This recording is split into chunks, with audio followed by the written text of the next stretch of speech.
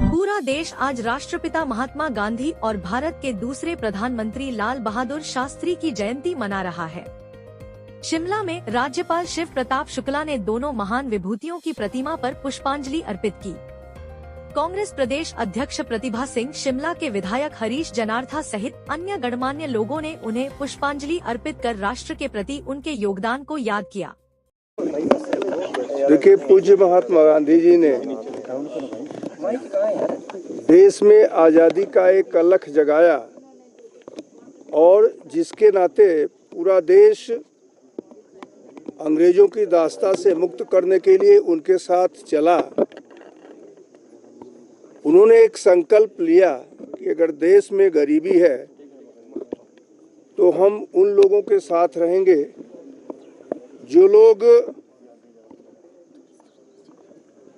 एक वस्त्र पहन करके रहते। तो उन्होंने अपने पूरे जीवन भर एक वस्त्र के आधार पर अपना जीवन बिताया और भारत में उन्होंने ग्रामीण परिवेश के आधार पर अर्थव्यवस्था हो, इसकी संकल्पना दी थी। लाल बहादुर शास्त्री जी 1966 में हम लोगों के बीच नहीं रहे, लेकिन उन्होंने जिस प्रकार से जय जवान जय किसान का नारा दिया, उसका परिणाम हुआ कि भारत में वह प्रचलित हुआ और जवान और किसान मिलकर के जो देश को आर्थिक रूप से और देश की सुरक्षा को लेकर करके पूरी तौर पर सन्नद्ध रहे।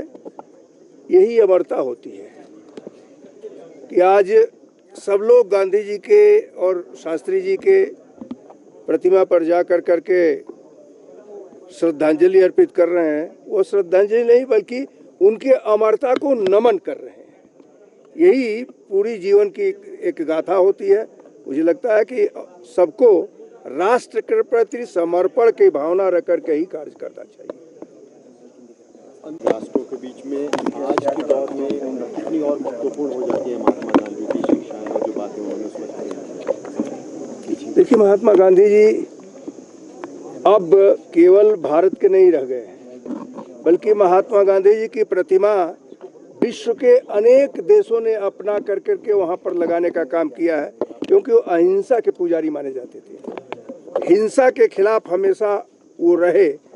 तो मेरा यह मानना है कि एक चीज बहुत साफ है, उन्हीं के अनुयायी के रूप में आज देश के प्रधानमंत्री जो जा करके चाहे रूस का चाहे यूक्रेन का युद्ध रहा, वहाँ ये कहे कि युद्ध हल नहीं है, गांधी जी का संकल्प ही हल है, अहिंसा, लोगों को एक जोड़ना, तो शांति ही हल है जो गांधी जी कहा करते थे।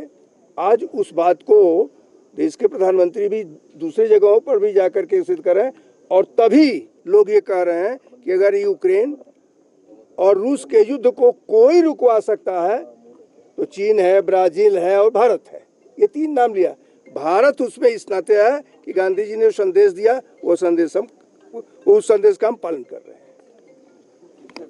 शिमला से कैमरामैन युगमार्ग, टीवी।